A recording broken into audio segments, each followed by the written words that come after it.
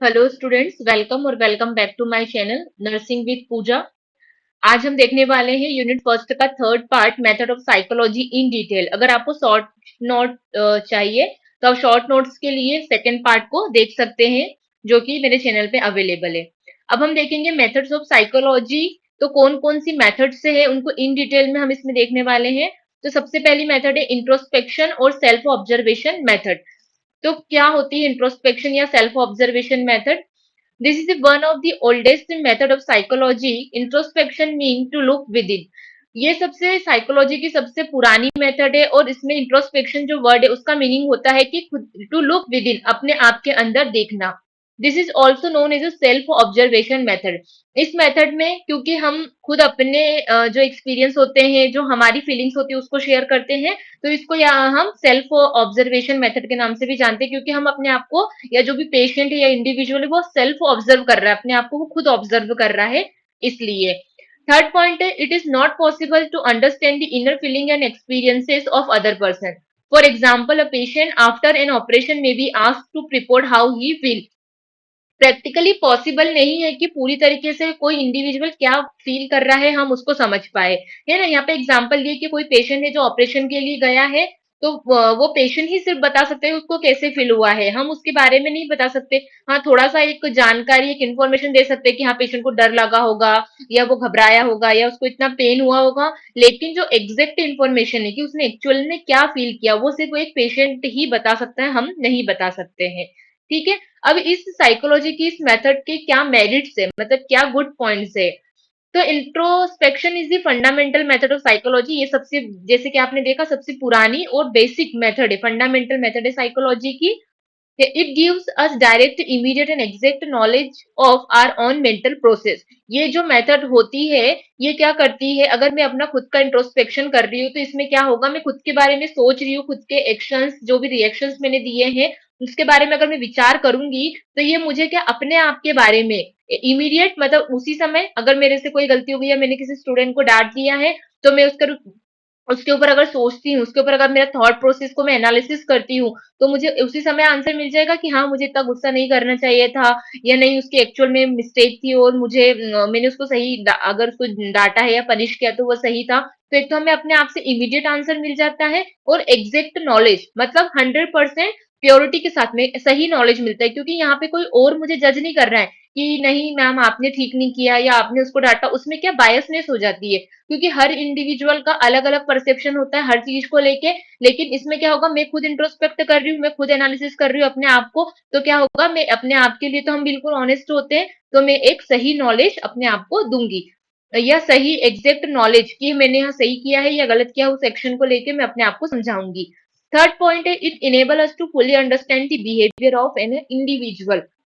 अगर हम इस मेथड का यूज करके किसी का एनालिसिस करते हैं या किसी इंडिविजुअल को समझते हैं, तो अगर कोई पेशेंट है, अगर मुझे एक रिसर्च करना है कि कोई पेशेंट जब ओटी में जाते हैं, तो बिफोर ओटी जब वो जाते हैं तो पेशेंट क्या क्या फील करते हैं, तो अगर मैं सबसे डेटा कलेक्ट करती हूँ और पेशेंट से पूछती हूँ कि आप जब ओटी के पहले जाते हैं तो आप कैसा फील करते हो, और अगर सारे पेशेंट मुझे ऑनेस्टी के साथ में सारी इंफॉर्मेशन देते हैं, तो मैं क्या कर सकती हूँ, पेशेंट्स के मेंटल स्टेटस को अच्छे से समझ सकती हूँ। और उससे क्या होगा, हमने अगर 10 पेशेंट का डाटा कलेक्ट किया और उनसे पूछा कि आप जब before OT, pre OT, pre op में आप जाते हो तो आपको क्या फील होता है, उन्होंने सबने मुझे अपनी मैं बताया कि हमें डर लगता है, हम सोचते हैं अंदर जाके क्या होगा, मुझे दर्द होगा नहीं होगा, मैं कब बाहर आऊंगा, मैं ठीक से आ तो जाऊंगा। तो इससे क्या होगा, हमको एक डेटा कलेक्ट हुआ है, तो हम उस डेटा का क्या यूज कर सकते हैं कि जो भी कॉमन कॉमन क्वेश्चन है जो कि हर इंडिविजुअल पूछते हैं, तो हम क्या कर सकते हैं, हेल्थ एजुकेशन प्लान करके जो भी पेशेंट ओटी में जा रहा है या ओटी में जाने वाला है, तो उसके पहले हम क्या कर सकते हैं, उनको वो सारी चीजें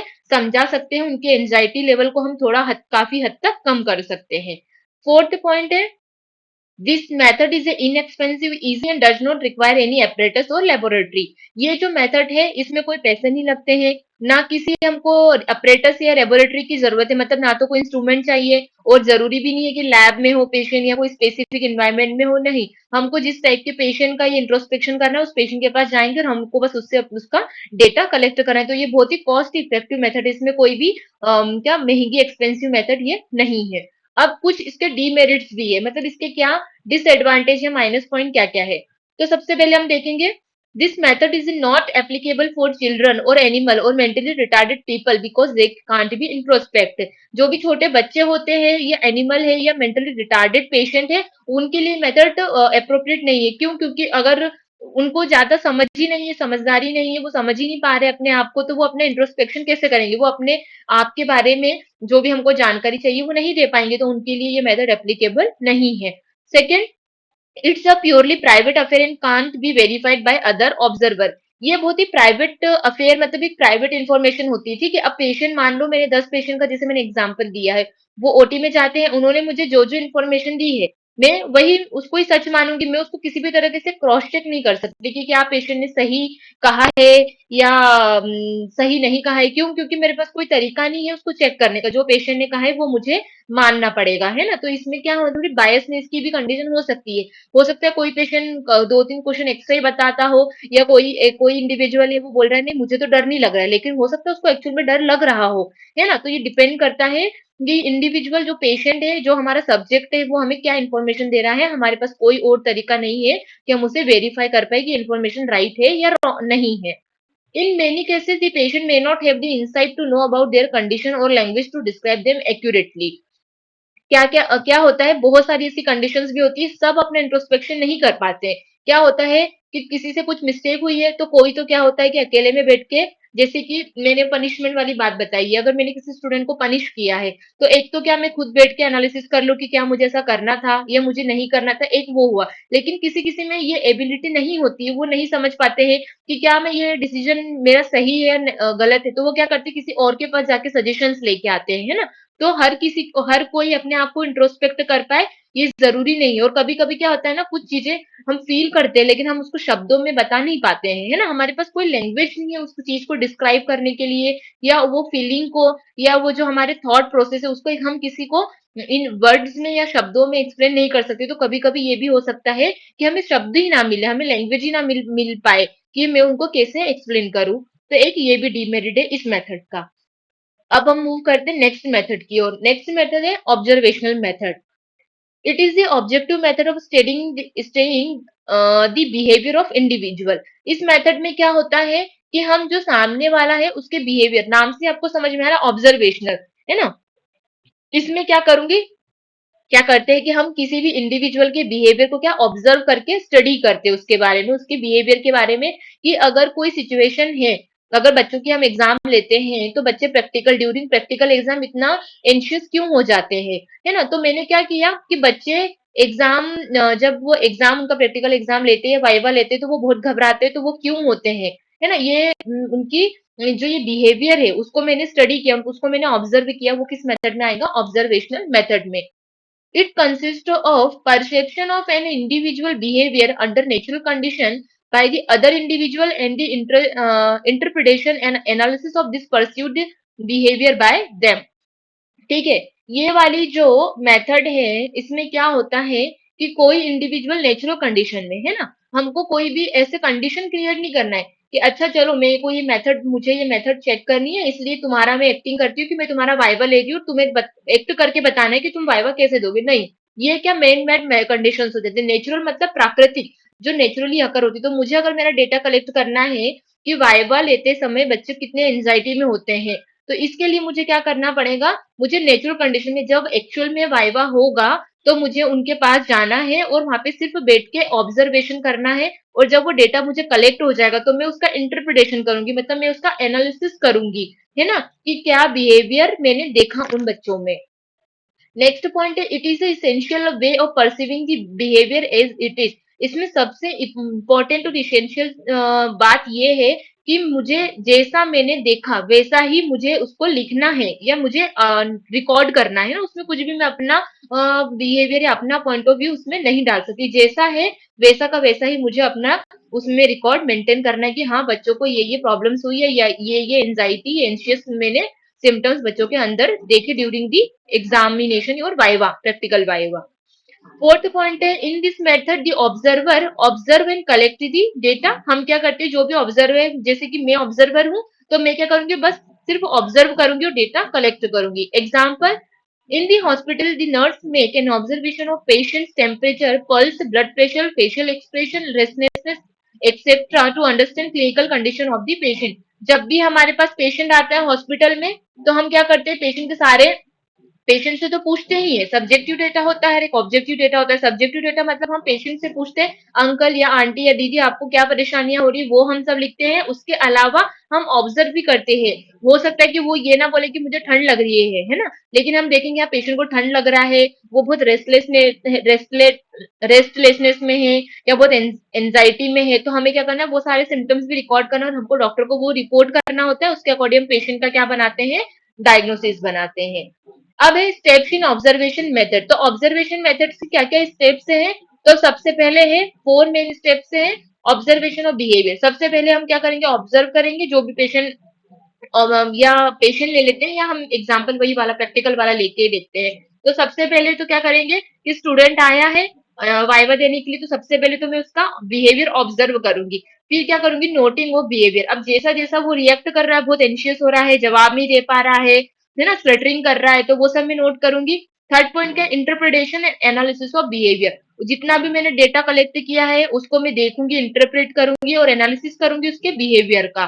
फिर नेक्स्ट लास्ट पॉइंट क्या है, जनरलाइजेशन। जो भी मुझे रिजल्ट मिलेगा उसका मैं कंक्लूजन बना के फिर क्या करूंगी, जनरलाइज, मतलब सबको बता दूंगी कि ये जो भी 10 बच्चों का मैंने डेटा कलेक्ट किया, तो ये बच्चों को ये प्रॉब्लम्स होते हैं, वो इसलिए घबराते हैं, ये सिम्टम्स शो करते हैं। ये हो गया जनरलाइजेशन। नेक्स्ट, अब इस मेथड्स के मेरिट्स, गुड पॉइंट क्या क्या है। It is economical nature as well as flexible. Economical, कोई इसमें हमें चार्ज नहीं लग रहा है क्योंकि कोई इंस्ट्रूमेंट कुछ यूज नहीं किया हमने। नेचुरल, कोई भी हमें आर्टिफिशियल कंडीशन से माहौल बनाने की जरूरत नहीं है, हमें नेचुरल कंडीशन में डेटा कलेक्ट करना है। और फ्लेक्सिबल भी है, इसमें कोई ऐसा नहीं है कि नहीं यही पेशेंट होना चाहिए, इसी एज का पेशेंट होना चाहिए, इसी कंडीशन में पेशेंट होना चाहिए, नहीं। जैसा पेशेंट है हमें बस वहां पे जाके बैठ के उसका डेटा लेना है, तो ऑब्जर्व करना है बस। कोई भी हमारे पास स्टैंडर्ड क्वेश्चन नहीं है कि यही क्वेश्चन पूछना है, ऐसा कुछ भी नहीं है, पूरी तरीके से फ्लेक्सिबल है। सेकेंड पॉइंट है, the data which is studied through observation can be analyzed, measured, classified and interpreted। जो भी डेटा हमने ड्यूरिंग ऑब्जर्वेशन हमने कलेक्ट किया है उसको हम एनालाइज करते हैं, मेजर करते हैं, क्लासिफाइड करते हैं और इंटरप्रेट करते हैं। Third is the result can be verified and relied. और इसमें क्या है, जैसे कि फर्स्ट मेथड थी इंटरप्रिटेशन की, हम उसमें डेटा वेरीफाई नहीं कर पा रहे थे कि क्या उसने जो मुझे इन्फॉर्मेशन दी वो सही है या नहीं है, लेकिन इसमें हम डेटा वेरीफाई कर सकते हैं। और ये क्या होता है, पूरी तरीके से रिलायबल होता है। क्यों, क्योंकि हमें बच्चा कितना भी बोले नहीं मैम मुझे डर नहीं लग रहा है, लेकिन मैं तो बैठ के देख ही रही हूँ, मुझे तो उसके फेशियल एक्सप्रेशन, उसके हाथों की एक्टिंग, उसके बॉडी पार्ट से मुझे समझ में आ ही जाएगा कि हाँ वो घबरा रहा है, एजिटेट हो रहा है। तो इसमें ये पूरी तरीके से वेरीफाई हम कर सकते हैं, रिलायबल इंफॉर्मेशन होती है। नेक्स्ट पॉइंट है, observation method is quite suitable for observing developmental characteristic like children, habit and interested. Observation method बहुत ही सुटेबल है किसके लिए, कि कोई भी डेवलपमेंटल चेंजेस हमको देखना है, या तो वो ओल्ड एज पेशेंट हो गया, या स्टूडेंट हो गया, स्कूल गोइंग चिल्ड्रन हो गया, या जो किड्स प्ले स्कूल में बच्चे जाते हैं वो हो गए। तो हम सिर्फ जस्ट बैठ के ऑब्जर्व कर सकते हैं कि इस बच्चे का इंटरेस्ट किस में है, या बच्चा पढ़ाई में इंटरेस्टेड है, डांस में इंटरेस्टेड है, या उसके दोस्तों के साथ रहना पसंद है, अकेले रहना पसंद है। तो हम किसी की भी हैबिट और इंटरेस्ट बहुत इजीली इससे पता कर सकते हैं। और अच्छी चीजों के साथ में नेगेटिव पॉइंट्स भी पता कर सकते हैं कि बच्चे को स्कूल जाना नहीं पसंद है, या उसको ज्यादा घुलना मिलना नहीं पसंद है, या उसको वेजिटेबल्स खाना नहीं पसंद। तो हम इसमें बहुत सारी चीजें ऑब्जर्व करके पेशेंट या कोई इंडिविजुअल जो नॉर्मल पर्सन है जिसके कैरेक्टरिस्टिक्स हमको पता करना है, देखना है, तो हम वो कर सकते हैं। डीमेरिट्स, इसके क्या डीमेरिट्स है, there is a possibility of subjective report and the observer bias may be influence the observation. ठीक है, इसमें क्या डीमेरिट्स है, अगर पेशेंट को या कोई स्टूडेंट उसको अगर हम बता देते हैं कि मैं यहाँ पे बैठी हूँ और आपका ये ऑब्जर्वेशन मेथड से मैं आपका डेटा कलेक्ट कर रही हूँ, तो क्या होगा कि पेशेंट कॉन्शियस हो जाएगा ना, स्टूडेंट है उसको लगेगा अरे मैडम तो मुझे जज करने के लिए, ऑब्जर्व करने के लिए बैठी, तो वो क्या करेगा, एकदम रिलैक्सिंग होने का एक्ट कर सकता है। उसके साथ साथ में ऑब्जर्वर जो देखने वाला, जैसे कि मैं डेटा कलेक्ट करी तो हो सकता है कि मैं बायस्ड हो जाऊं, है ना, मतलब मैं क्या पक्षपात कर लूं कि बच्चा तो बहुत घबरा रहा था लेकिन मैंने लिखा नहीं नहीं वो तो ठीक था, कोई एंजाइटी नहीं थी उसको उस टाइम पे। तो ऑब्जर्वर जो एग्जामिनर होता है, जो डेटा कलेक्ट कर रहा है, तो उसकी सोच का, है ना, और या मैं ऐसा सोचूं कि नहीं एग्जाम देते समय इतना घबराना तो बहुत नॉर्मल है, तो मेरी थिंकिंग का भी उस डेटा पे बहुत फर्क पड़ता है। तो हम ऑब्जर्वर की बायसनेस उसमें दिख सकती है, उस डेटा में ये पॉसिबिलिटी हो सकती है। सेकेंड पॉइंट है sometimes to observe the natural behaviour the observer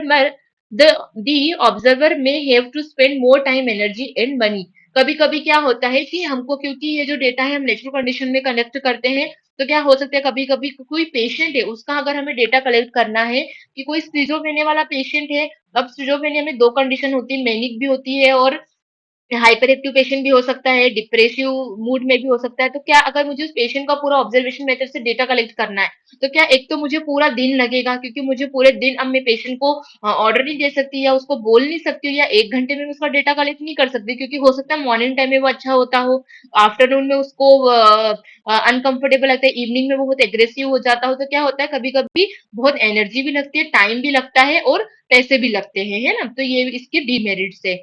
third है it lacks repeatability as such as each natural situation can occur only once। इसमें क्या होता है कभी कभी बहुत बार हमको मिस्टेक हो जाती है, रिपीटेबिलिटी बार बार रिपीट करना पड़ता है। और जबकि क्या है पहले ही बताया है कि हमको डेटा नेचुरल सिचुएशन में कलेक्ट करना है। तो अगर मैं आज पेशेंट के पास गई हूँ तो डेटा मैं आज पेशेंट ने कुछ रिएक्ट ही नहीं किया ज्यादा, तो मैं डेटा कलेक्ट नहीं कर पाई। अब मैं कल जाऊंगी तो कल पेशेंट ने कुछ और रिएक्ट किया, कल मैंने डेटा कलेक्ट किया, तो क्या होगा, एक तो मुझे बार बार जाना पड़ेगा, तो टाइम और एनर्जी पैसे सब लगेंगे। उसके बाद में क्या बार बार मुझे डेटा कलेक्ट करना है, और जरूरी फिर वो नेचुरल कंडीशन में काउंट नहीं होगा। क्यों? क्योंकि मैं तो नेचुरल में मतलब एक दिन में एक इंडिविजुअल का क्या शेड्यूल रहता है, और डेली डेली अगर मैं जाके उसको असिस्ट कर रही हूँ तो वो नेचुरल कंडीशन में काउंट नहीं होगा, क्योंकि हर दिन का नेचुरल कंडीशन अलग होता है ना। तो हम उसको फिर ये नहीं बोलेंगे कि नेचुरल कंडीशन में कलेक्ट किया डेटा है, नहीं। लास्ट है not being able to establish a proper cause and effect relationship. कभी कभी बहुत बार मैक्सिमम टाइम ये वाली प्रॉब्लम भी हमें फेस करनी पड़ सकती है कि कभी क्या होता है स्टूडेंट को कोई प्रोसीजर है, जैसे कि नेल केयर है, मैंने बहुत अच्छे से स्टूडेंट्स को पढ़ा दिया, उनका वाइवा लिया, उनको प्रैक्टिस करवाई है, लेकिन मैंने जब उनका एग्जाम लिया, वाइवा लिया, प्रैक्टिकल वाइवा लिया, तो बच्चे आंसर देने में फिर भी एंजाइटी या बहुत घबरा रहे हैं, है ना। तो कारण समझना बहुत मुश्किल है कि जब इनको आता है, जब ये पूरा आंसर दे पा रहे, फिर ये घबरा क्यों रहा है ना। तो कभी कभी क्या कॉज मतलब कोई भी एक्शन का कारण, कि ये कारण ये क्यों ऐसा कर रहा है, इसका रिलेशनशिप को और कॉज और इफेक्ट रिलेशनशिप निकालना बहुत ही मुश्किल हो जाता है। थर्ड पॉइंट है experimental method. Experimental method is considered is the most scientific and objective method for studying behaviour. जो एक्सपेरिमेंटल मेथड है सबसे साइंटिफिक और क्या ऑब्जेक्टिव मेथड है किसी के भी बिहेवियर को स्टडी करने के लिए। The word experiment come from Latin word meaning to try. Experiment का मतलब लैटिन वर्ड से आया है ये वर्ड, इसका मतलब होता है to try. In psychology, experimental study is used to study the cause and effect relationship regarding the nature of human behavior, that is the effect of anxiety on the human behavior। जो experimental method है उसमें हम cause और effect के relationship को human behaviour में study करते। कैसे? कि अगर किसी बच्चे ने मैंने किसी को पढ़ाया, नेल केयर अभी पढ़ाया, और मैंने उससे क्वेश्चन पूछा और वो जवाब नहीं दे पाए, तो क्या होगा कि नेचुरल सी बात है कि मैं उसके ऊपर गुस्सा करूंगी कि मैंने अभी आपको पढ़ाया, जवाब नहीं दे पा रहे हो। तो कॉज और इफेक्ट, कि कोई अगर मुझे गुस्सा आया, इसका कारण क्या था, इसका कारण ये था कि मैंने अभी पढ़ाया पर बच्चे ने मुझे रिप्लाई नहीं दिया। तो कॉज और इफेक्ट की कोई भी बिहेवियर अगर हम शो करते हैं, अगर हमें मुझे गुस्सा आ जाता है या मैं एंशियस हो जाती हूँ, तो इसके पीछे कारण क्या है, तो ये कारण और उसके अगर कोई एक्शन हुआ है तो एक्शन और उसका रीजन कि ये एक्शन क्यों हुआ, इनके बीच में रिलेशनशिप को अगर हमें स्टडी करना है तो हम इस मेथड का यूज करते हैं।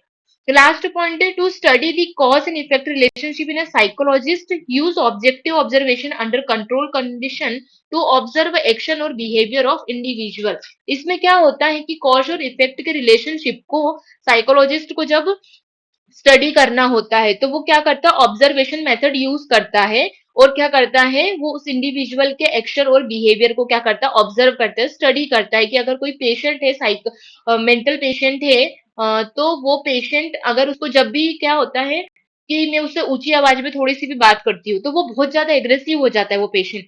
तो ये क्यों करता है, ये ऐसा क्या पॉइंट उसको ट्रिगर होता है कि मैंने उससे किसी ने उससे ऊंची आवाज में बात की तो पेशेंट बहुत नाराज हो गया। इसको ऑब्जर्व करना, इसके कारण को पता करना है, तो उसमें इस मेथड का हम यूज करते हैं, एक्सपेरिमेंटल मेथड का। अब एक्सपेरिमेंटल मेथड में क्या क्या स्टेप्स हैं, तो सबसे पहले स्टडिंग दी प्रॉब्लम। सबसे पहले हम प्रॉब्लम देखेंगे कि क्या प्रॉब्लम है, पेशेंट ऐसे क्यों मतलब पेशेंट की क्या प्रॉब्लम है, हमको सबसे पहले प्रॉब्लम निकालना है। उसके बाद में फॉर्मुलेशन ऑफ हाइपोथेसिस, हाइपोथेसिस बनाएंगे कि हो शायद इसका कुछ पास्ट में ऐसी कोई कंडीशन या कोई सी सिचुएशन से ऐसा क्या बोलते हैं, हिस्ट्री ऐसी रही हो जिसकी वजह से उसको कोई भी ऊंची आवाज में से बात करता है तो उसको बहुत जल्दी गुस्सा आ जाता है। नेक्स्ट है to find out independent and dependent variables. तो स्टूडेंट्स इसको इन डिटेल में तो नहीं, मैं आपको जस्ट एक लेमन लैंग्वेज में समझाती हूँ कि डिपेंडेंट और इंडिपेंडेंट वेरिएबल्स तो हमको देखना है कि कौन कौन से ऐसे फैक्टर्स हैं जो इसको ट्रिगर करते हैं, उसके नाराजगी को, उसके गुस्से को ट्रिगर करते हैं, और कौन कौन से ऐसे वेरिएबल्स, ऐसी चीजें हैं जिससे कि उसको कोई फर्क नहीं पड़ता है। जैसे कि अगर पेशेंट है उसको बहुत गुस्सा आता है और मैं अगर उससे ऊंची आवाज में बात करूंगी तो क्या होगा, उसे और गुस्सा आएगा। लेकिन अगर मैं उसके सामने खाना बैठ के खाना खा रही हूँ, उससे नहीं पूछ रही, तो उसको कोई फर्क नहीं पड़ता, तब वो नॉर्मल बिहेव करता है। तो डिपेंडेंट वेरिएबल क्या हो गया कि ऊंची आवाज में बात करने से उसको गुस्सा आता है, ये डिपेंडेंट वेरिएबल है ना। इंडिपेंडेंट, मैंने उसके सामने बैठ के खाना खाया, उससे नहीं पूछा, उसको उस चीज से कोई फर्क नहीं पड़ता, ये हो गया इंडिपेंडेंट, मतलब इससे उसे कोई फर्क नहीं पड़ता है। अरेंजिंग द इन्वायरमेंट, इसमें क्या करते हैं, एनवायरनमेंट को अरेंज करते हैं। ठीक है। नेक्स्ट है एनालिसिस ऑफ द रिजल्ट, जो भी रिजल्ट हमको मिले हैं, जिस एनवायरनमेंट में हमने डेटा कलेक्ट किया है, ऑब्जर्व किया है पेशेंट को, उसके जो भी रिजल्ट्स मिले उनको हम एनालिसिस करेंगे और फिर हम देखेंगे कि जो हाइपोथेसिस हमने बनाई वो प्रूफ हुई है नहीं हुई है। मतलब मैंने हाइपोथेसिस क्या बनाई थी कि हाँ उसके बचपन में कोई इंसिडेंट हुआ था, या उसके पेरेंट्स बहुत झगड़ा करते थे और वो जब भी उसके पापा जो लाउड आवाज में बोलते थे तो उसके मम्मी पापा की बहुत लड़ाई हो जाती थी, ये मैंने हाइपोथेसिस बनाई थी। और एट द एंड मैंने हाँ जब डेटा कलेक्ट किया, उससे बात की, जब डेटा का एनालिसिस किया, तो हाँ इसलिए उसे ऊंची आवाज में अगर कोई भी बात करता है तो वो बहुत ट्रिगर हो जाता है और उसको क्या होता है, गुस्सा आने लगता है। ये क्या है, ये पूरी उसकी स्टेप्स है। ठीक है। नेक्स्ट है मेरिट्स और डीमेरिट्स। तो मेरिट्स ये एक साइंटिफिक मेथड है।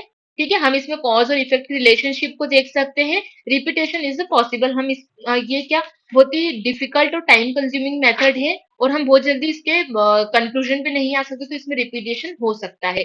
डीमेरिट्स क्या है, all problem of psychology cannot be studied by this method as we cannot perform experiment for all the problems। सारी साइकोलॉजी की स्टडीज हम इस मेथड से नहीं कर सकते क्योंकि सारी प्रॉब्लम के लिए हम एक्सपेरिमेंट करना पॉसिबल हमारे लिए नहीं है। It is a costly and time consuming method. ठीक है, बहुत कॉस्टली है और टाइम कंज्यूमिंग, क्योंकि जो भी पेशेंट है या जो इंडिविजुअल है, आपको उसके पास जाना पड़ेगा और दिन भर उसकी एक्टिविटीज को आपको ऑब्जर्व करना पड़ेगा, जो टाइम कंज्यूमिंग मेथड भी है। और this method demands specialised knowledge and skill. In the absence of such expertise the method is not functional.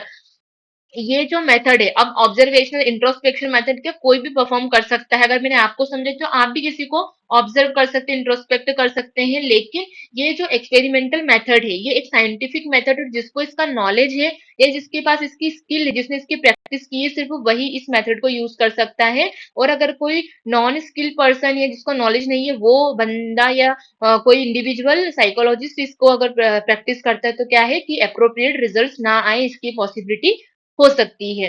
In this method fails to study behaviour in a naturalistic condition. ठीक है, natural condition में हम behaviour को study नहीं कर सकते। क्यों? क्योंकि हमने एक्सपेरिमेंटल मेथड है, साइंटिफिक मेथड है, तो हमें क्या होगा, एक नेचुरल अननेचुरल कंडीशंस, मतलब कि क्या मेन मेड कंडीशंस बना के वहीं पे हम पेशेंट का स्टडी कर सकते हैं। It can not always be used specially if the experiment might be dangerous to the subject. और हम हमेशा इसको मेथड को यूज नहीं कर सकते हो। अगर मान लो पेशेंट, यही वाला एग्जांपल लेके चलते हैं कि अगर पेशेंट को ऊंची आवाज में बात की तो वो बहुत ज्यादा ट्रिगर हो जाता है ना। तो ये क्या डेंजर हो सकता है वो हार्म कर दे जो भी डेटा कलेक्ट करने आया है उसको, साइकोलॉजिस्ट को, या कोई ऐसा कुछ हार्म, उसको वो अपने खुद को कुछ हार्म कर दे। तो जब भी कोई डेंजरस कंडीशन होती है तो उस कंडीशन में हमको क्या करना है, इस मेथड का यूज नहीं करना है। नेक्स्ट मेथड है clinical or case history method. This method is used by clinical psychologist, psychiatrist, psychiatric social workers in child guidance clinic और mental hygiene clinics and the allied institution. इस method का, clinical or case history method का use psychologist, psychiatric social worker कहाँ पे करते हैं, जो child guidance guidance clinic है और मेंटल क्लिनिक्स है, वहां पे क्या करते हैं, इस मेथड का यूज करते हैं। It aimed at studying the cause and basis of people's anxieties, fear and personal maladjustment. इसका मेन एम क्या है कि कारण को पता करना कि कोई भी पेशेंट है या बच्चे हैं उनको इतनी एंजाइटी क्यों होती है, वो किसी भी स्पेसिफिक चीजों से क्यों डरते हैं, और उनको पर्सनली माल एडजस्टमेंट मतलब उनको दूसरों के साथ और या खुद के साथ वो एक कंफर्टेबल रिलेशनशिप क्यों नहीं, एडजस्टमेंट क्यों, माल एडजस्टमेंट क्यों है उनके अंदर में, उनको स्टडी करते हैं इस मेथड के through. In this technique, information is collected from the memory of the individual, his parent, member of his family, friends, teacher and all other available records and report. इस कंडीशन में इस technique में हम क्या करते हैं, introspection में क्या हो रहा था, इंट्रोस्पेक्शन वाली जो मेथड थी उसमें हम पर्सन से ही पूछते हैं उसकी सारी इंफॉर्मेशन और वो हमें शेयर करते हैं, लेकिन इसमें क्या करना है कि जो बच्चा है ना, मान लो कि कोई एक बच्चा है वो भीड़ में जाने से बहुत डरता है, तो सबसे पहले तो हम बच्चे से पूछेंगे कि आप बेटा आपकी क्या मेमोरी है या आपके साथ ऐसा क्या हुआ था पहली बार जो आप भीड़ में जाने से डरते हो। उसके बाद हम उसके पेरेंट्स से पूछेंगे कि ऐसी क्या इंसिडेंस हुआ था या ये कब से इसने भीड़ में जाना बंद कर दिया है। उसके बाद हम उसके फैमिली मेंबर से, उसके दोस्तों से, उसके टीचर से और उसके जितने भी रिकॉर्ड्स रिपोर्ट्स अवेलेबल है उन सबको स्टडी करते हैं इस मेथड में। The information include the past history of the disease, treatment already taken, changes if any like improvement, present condition, probable causes, signs, symptom, etc. इसमें क्या क्या, इसकी इंफॉर्मेशन में क्या क्या इंक्लूड होगा, पास्ट हिस्ट्री ऑफ डिजीज की, कब से इसको ये प्रॉब्लम हो गई है कि उसको फोबिया है भीड़ में जाने का, क्या कोई ऑलरेडी कोई ट्रीटमेंट वो ले रहा है, ट्रीटमेंट लेने के बाद में इंप्रूवमेंट हुआ या डिग्रीमेंट हुआ है वो हमें पूछना है, आज की कंडीशन अभी की कंडीशन क्या है और उसकी क्या साइन एंड सिम्टम्स है, उसका कारण क्या है, ये सारी चीजें हमें पूछना है। अब मेरिट्स क्या क्या है, case history will give the clinical and insight into the cause of the problem and suggest a possible solution। जब भी हम किसी बच्चे को ही लेके चलते, अगर हमको बच्चों के घर वालों ने पूरा एक इंसिडेंट बताया कि वो जब छोटा था तो वो कहीं घूमने गया था तो उस मेले में भगदड़ मच गई और फिर उसकी वजह से क्या हुआ कि वो काफी सालों तक घर नहीं आ पाया, फिर बाद में हमने उसे ढूंढा, वो किसी वेलफेयर, चाइल्ड वेलफेयर वाली सोसाइटी में रहा, फिर वहां से हमें कांटेक्ट हुआ, फिर हम 1 साल के बाद उसे घर लेके आए, तो एक स्टोरी बिल्डअप हुई है। तो स्टोरी से हम कारण पता कर सकते, कॉज पता कर सकते कि बच्चा भीड़ में जाने से क्यों, उससे क्यों फोबिया है भीड़ में जाने का। इस तरीके से क्या है, हम एक पॉसिबल सोल्यूशन उसका निकाल सकते हैं। नेक्स्ट है, case study can be productive source of idea for further investigation by other methods. और इसमें इस केस स्टडी में हम क्या पूरी स्टोरी, पूरी हिस्ट्री कलेक्ट करने के बाद में आगे हमको क्या इन्वेस्टिगेशन करना है और आगे हम कौन सी मेथड्स को यूज कर सकते हैं, जैसे कि बच्चे वाली स्टोरी है, इसमें हम क्या इंट्रोस्पेक्शन मेथड यूज कर सकते हैं। इंट्रोस्पेक्शन मतलब उस बच्चे को बैठा के हमें पूछना है कि बेटा आपको ऐसा क्यों लगता है, आपको क्या थॉट प्रोसेस आता है, जब आप भीड़ को देखते हो तो आपको क्या लगता है, या वो जो मेमोरी आपके बचपन में आप गुम हो गए थे उसमें, उससे आपको क्या विचार आते, क्या थॉट्स आते। तो इस तरीके से क्या इस सर्वे क्लिनिकल केस हिस्ट्री मेथड में सारा डेटा कलेक्ट करके आगे इन्वेस्टिगेशन करके आगे दूसरी मेथड से यूज करके जो भी पर्सन है उसका हम ट्रीटमेंट आगे कर सकते हैं। नेक्स्ट है demerit. The case history method depend largely on memory of incidents which may have been observed inaccurately or over interpreted। इसके डीमेरिट क्या होते हैं कि डिपेंड करता है कि मेमोरी क्या थी, है ना, उसकी पुरानी मेमोरी कितनी लंबी है, उसको उस इंसिडेंट के बारे में कितनी चीजें याद है, और क्यों कोई भी इंफॉर्मेशन क्या इनएक्यूरेट नहीं होना चाहिए, फैमिली वालों ने पूरी ऑनेस्टी के साथ में जो एक्चुअल में वो फील करते हैं वही बताए, है ना। वो सारे डेटा हमें अगर एक्यूरेट डेटा मिलेगा तो पॉसिबिलिटी है कि वो एक्यूरेट हम उसका एनालिसिस से रिजल्ट बना पाए, कंक्लूजन बना पाए, लेकिन अगर डेटा में कोई भी बायसनेस या इनएक्यूरेसी आती है तो क्या होगा, फिर मुश्किल है कि उसका कोई सोल्यूशन निकल पाए, ये इसका डीमेरिट है। क्योंकि ये जो मेथड है इसका पूरा सोल्यूशन या ये जो इसका रिजल्ट है वो किस पे डिपेंड करता है कि जो हमें हिस्ट्री पूरी अभी तक मिली है उसके ऊपर इसका पूरा रिजल्ट डिपेंड करता है। नेक्स्ट मेथड है सर्वे मेथड। सर्वे मेथड नाम से ही आपको समझ में आ रहा होगा, साइकोलॉजी की इस मेथड में क्या करते हैं, हम डेटा कलेक्ट करते हैं, सर्वे करते हैं। All problems in psychology can be studied by the experimental and other methods. Some problems like study of opinion, attitude, health care needs etcetera can be study by mean of survey method. वो सारी problems जो psychology में है हम experimental और ये दूसरी method जितनी भी अवेलेबल है उससे सॉल्व कर सकते हैं, लेकिन किसी स्पेसिफिक चीज को लेके, नर्सिंग को लेके लोगों की क्या ओपिनियन है या क्या एटीट्यूड रखते हैं, या जो गवर्नमेंट हेल्थ केयर फैसिलिटीज है उसको उसको लेके लोगों की, किसी गवर्नमेंट उसको लेके लोगों की क्या ओपिनियन है, या कौन सी गवर्नमेंट आना चाहिए, जीतना चाहिए, ये उसके लेके लोगों की क्या ओपिनियन है, या क्या हेल्थ केयर आज आज के टाइम में किस क्या रिक्वायरमेंट है हेल्थ की, इन सब को अगर हमको ये डेटा कलेक्ट करना है तो इसके लिए हमें सर्वे मेथड ही यूज करनी पड़ेगी। This is a commonly employed in social psychology. ये common से employed psychology में social method है. The survey method involve collection or gathering of information from large number of people by using questionnaire, inventories, checklist, rating scale in interviews. ये जो methods है इनको in detail में आगे वाली वीडियोस में आप देखेंगे। मैं यहाँ आपको जस्ट बता देती हूँ कि इस मेथड में हम जो डेटा कलेक्ट करते हैं वो कैसे करते हैं। या तो हम कोई भी हम नर्सिंग को लेके आप क्या सोचते हो, क्या लड़कियों को नर्सिंग करना चाहिए, क्या बॉयज को भी नर्सिंग करना चाहिए, ऐसे कुछ स्पेसिफिक हम 3 या 5 क्वेश्चंस बना लेंगे। उसके लिए क्वेश्चन बना के हम सबसे पूछेंगे और लिखवाएंगे, या इन्वेंट्री बना सकते हैं, चेकलिस्ट बना देंगे कि हाँ ना ये मुझे नहीं पता, ये हाँ ना मुझे नहीं पता, ऐसे वाले ऑप्शन देके चेकलिस्ट बना सकते हैं। रेटिंग स्केल 10 में से नंबर पूछ सकते हैं कि क्या आपको क्या लगता है कि नर्सिंग करना चाहिए या नहीं करना चाहिए, आप 10 में से कितने मार्क्स दोगे। या एक इंटरव्यू ले सकते हैं। इंटरव्यू में क्या कर सकते हैं कि मैं जाऊंगी किसी इंडिविजुअल आंटी के पास में, आंटी क्या आपको लगता है कि नर्सिंग करना चाहिए या बॉयज को नर्सिंग में आना चाहिए, तो ये क्वेश्चंस पूछ के हम क्या कर सकते हैं, डेटा कलेक्ट कर सकते हैं। अब इसके मेरिट्स, इसके गुड पॉइंट क्या है कि हम बहुत कम टाइम में बहुत सारा डेटा कलेक्ट करके उसका एनालिसिस करके रिजल्ट्स हम अपने फाइंड आउट कर सकते हैं। और डीमेरिट क्या है, the behaviour is not observe directly. ठीक है, अगर मैं पूछने के लिए गई हूँ तो आंटी ने बता दिया मुझे कि हाँ मेरा ये थॉट प्रोसेस है, लेकिन एक्चुअल में क्या वो यही सोचती है, हम इसको एनालिसिस नहीं है, उसको वेरीफाई नहीं कर सकते, तो यहाँ पे बायसनेस होने की पॉसिबिलिटी है। नेक्स्ट और लास्ट मेथड है जेनेटिक और डेवलपमेंटल मेथड।